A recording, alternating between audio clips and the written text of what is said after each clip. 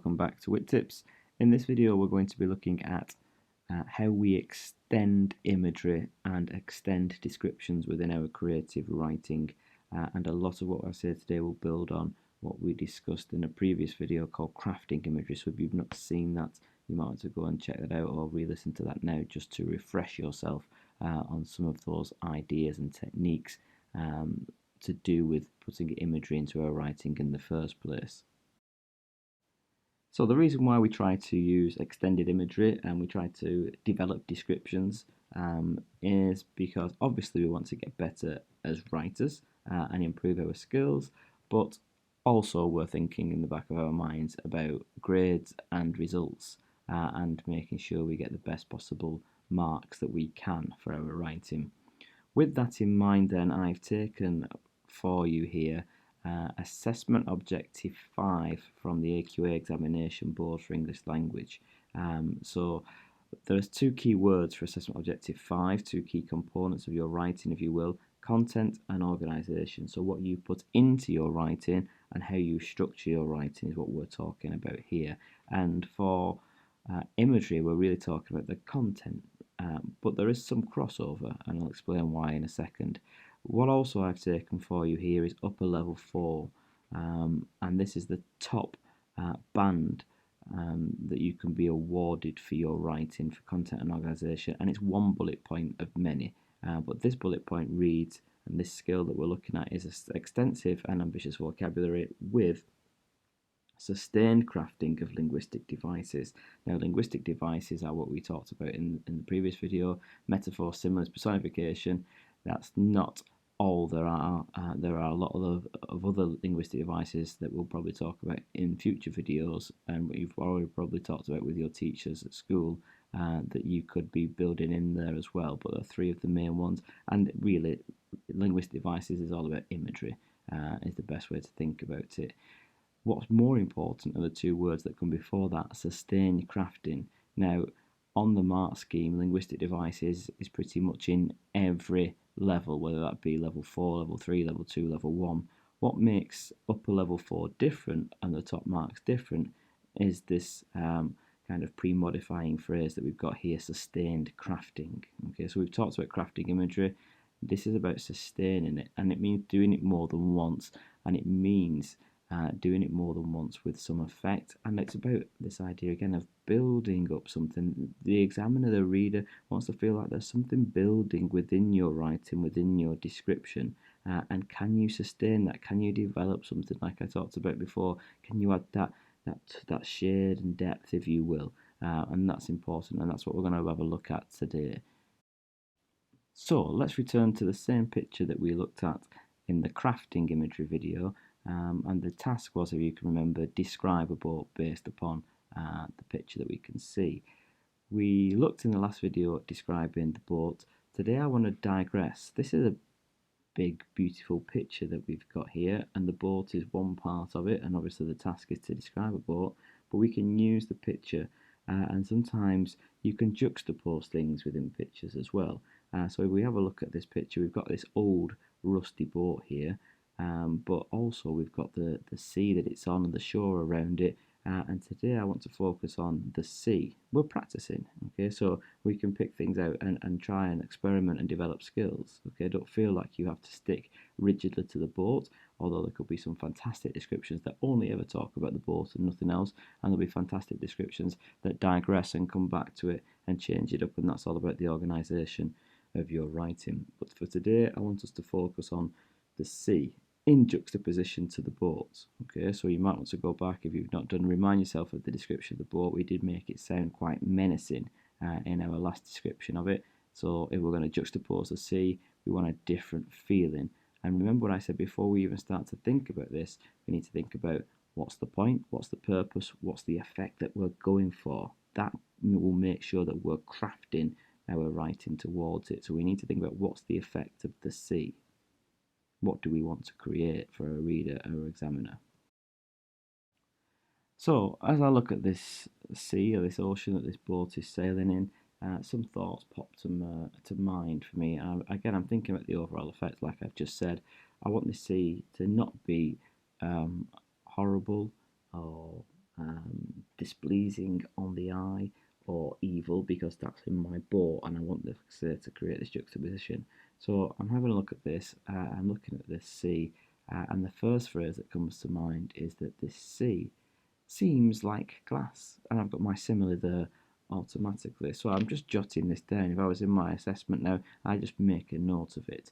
I also look at it, and it's like the sea is almost that still in this picture. It doesn't seem real. It seems fake in some way. So I've jotted that down as well. With glass, then I'm thinking about other things that might go with it, and I'm jotting down some more words and phrases here. Now, again, this is all about practice. We're aiming to try and get to a point where we don't need to perhaps be jotting these things down, but there is nothing wrong with doing so as you transition throughout your school life and also as you transition through GCSEs.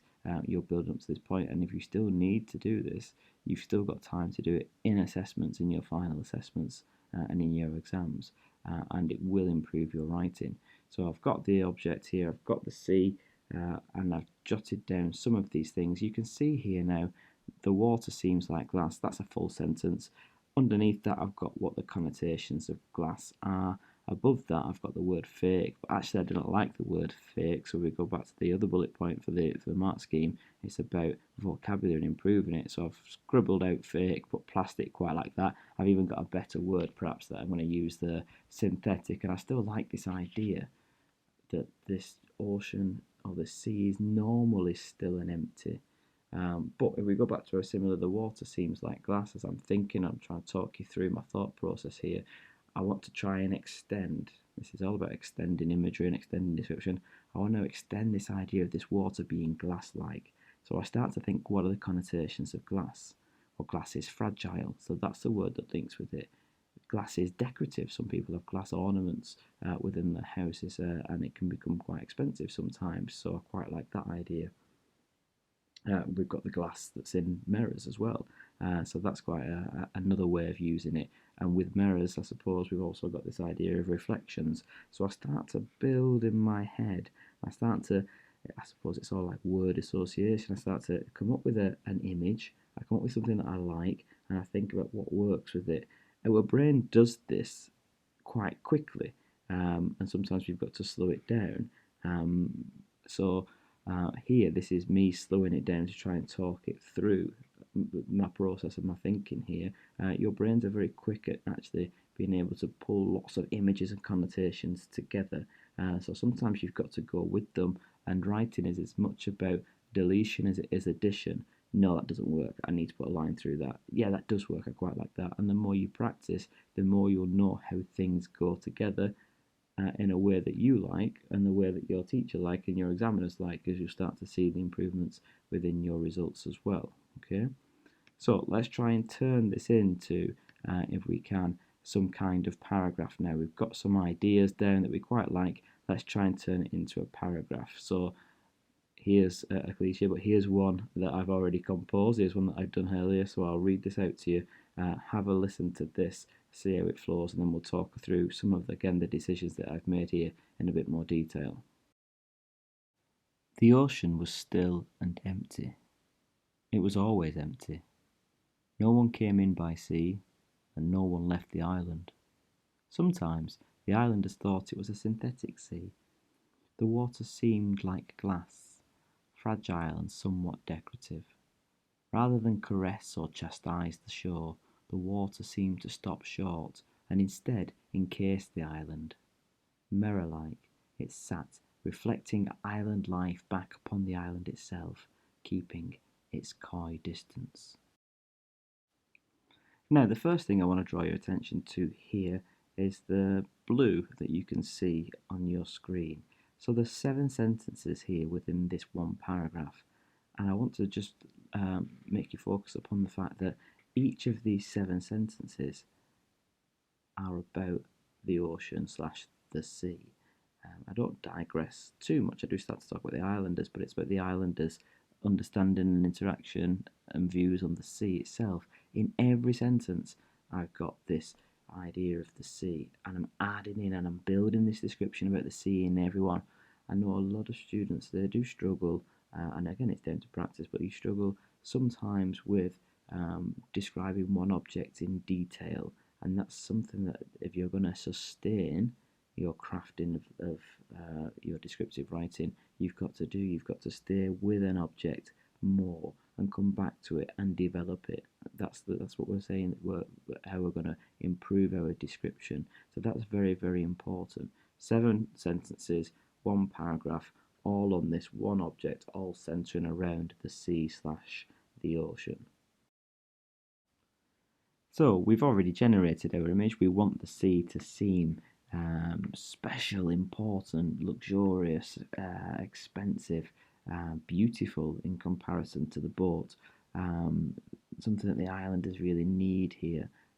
They need the sea. They don't need this boat that's approaching the land. In my little description that I've got building in my head here. So we've already got it, we've jotted it down. The water seemed like glass. It's about composing it. So the water seemed like glass. Look at this sentence. And then I want to add some detail about the type of glass that it is and give a little bit more. I don't want to leave my sentence, the water seemed like glass, and make this simile seem like it's straightforward. I want to add more into this so my examiner, my reader is in no doubt as to why I'm using the simile glass. So nice little punctuation hack for you here as well. Once you've completed a full sentence and you want to really draw attention to something at the end of it, colon, and then add in normally 1. Try and keep it to a small phrase, if you will, after that of importance. And really here it's telling you a little bit more about this glass-like water. It's fragile, it might break, and if it does break, there's this sense of loss that might go with it. And not only that, it's pretty. Aesthetically, it's nice to look at. It's somewhat decorative, this water. It reflects the sky that comes down about it. So I've made it clear as to why the water is like glass. So I've extended my imagery. I've not just said the water seems like glass and then I've left it for my examiner and my reader to do. I've extended that, I've sustained it, I've crafted it a little bit more and said it's like glass because it's fragile and it's decorative as well.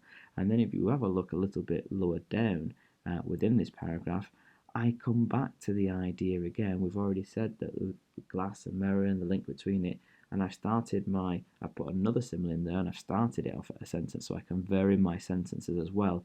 Mirror-like, it's sat, personification in there, reflecting island life back. And again, I've extended within a sentence my imagery of this glass and the water, and I've extended it within a paragraph as well. I put them both in there. I have separated them up in between so it's not too intense. That's the fine balance, and that's the practice, and that's the crafting that you have to do for writing. There are no shortcuts, there's no hacks. It's very, very difficult and it's very, very subjective. For some people and for some examiners, if mirror-like came straight after decorative, then it might be too intense, and you've got to try and create that fine balance within your writing. And again, you do want to be reiterating and coming back to ideas. We might come back to it at the end here. I might be thinking about this glass. What would a glass do? It would burst, it would crack, it would shatter. And that might be something that I want to come back to, this image of a glass later on in my writing. I might not, okay, but it's there and I'm thinking about it. And just by thinking about it, I am in this crafting/drafting process, and that's exactly where we want you to be when you're practicing your writing for your GCSEs and you're actually in your GCSEs exams. Hopefully you're a bit more refined and it's a bit more habitual and natural to you, but you have to be consciously crafting, consciously thinking, what comes next, where would this go, what effect, what purpose am I trying to create here? Now, when we look at this piece of writing, it's not just this simile or the 2 similes that kind of drive it. There are techniques that's within there. So never center a paragraph or an object on 1 or 2 techniques. Lots of techniques are needed to craft, which, as you can see here, the start of this is about the use of repetition. The ocean was still and empty. Well, the still is important because that word still makes us think that there's something inanimate about it and lifeless about it. as well, but it's a different type of a lifeless than the boats, which is important. And I thought that word empty, the fact that this sea is known empty, was important. So that's the word that I've chosen to repeat here, in the fact that the ocean was still empty. It was always empty. I come back to that and I emphasise it, and that's my short sentence. And that word ending those two sentences, empty, uh, really draws your attention to it as a piece of effective repetition in there. But it goes in, I say, with the similes as well, with the imagery as we craft this. And as we continue and we look, there's quite a lot, if you look through here, of the S sound. And we know that that's sibilance is another form of repetition, this repetition of the S sound, which could perhaps replicate some kind of C sound. But I'm consciously trying to craft this in a little bit as well. We've got it works quite well with our ambitious vocabulary in there that we've got with this idea that there's a synthetic C. Synthetic, chastise, we've got in the coy, perhaps those words we'll be picking out in terms of perhaps ambitious vocabulary. I'm not trying to force words in for the sake of it, and we must be very conscious against that, because examiners will not reward, and you'll struggle to get into the very top bands if you're just throwing words in because you've learnt them. It's fantastic to learn words. You must go and learn words and arm yourself with the biggest armory of vocabulary that you could possibly prepare yourself for in your exams. But do kind of box clever as well. Take words from other subjects that you've been studying and build them in. You might have picked up on the idea of synthetic from science or from design and technology or somewhere like that. It's a word that you've already got. Apply it to your writing as well if it fits. Okay, so some more little tips for you there as well. The point that I'm trying to make here is it's not just the two similes. There is a whole crafting of different techniques that's going on, and it's adding the layers in, all underpinning these 7 sentences about the sea. And I've extended my description about this sea with a whole range of these different techniques, so that hopefully it doesn't become repetitive and boring, and you're learning a little bit more about this sea as it goes on. So you probably know by now, I think that writing is hard, and I think I've said in previous videos it's probably the hardest and most difficult thing that you've got to do. There are no hacks, there's no shortcuts, there's no magic formula. Yes, for things like English literature we can learn key quotations, but for writing it really is about developing good habits, good practice, and practicing drafting, crafting, extending, sustaining. Does this work? Does this not? It's almost like learning an instrument. If you could do a short piece of writing every day, then your writing will improve. If you just describe an object, just like if you were an artist and you were practicing your drawing, and you think, well, there's an orange on the table, I'm just going to sketch this. Then do the same with your writing. See something and then try and think about it. Even if it's in your head, how would I describe that? What would that? How would I extend that? How would I sustain it? And it will help you. It will help you massively. But it is a very difficult thing to do. Do practice. Go back, have a look at the picture that was on the screen. Can you add anything else? Is there another object in there that you can describe and extend that description and imagery on? Find a picture again in your phones or wherever it might be on the internet and try and describe that in some detail, or ask your teacher to provide you with some images and try and describe and work on them and keep practicing.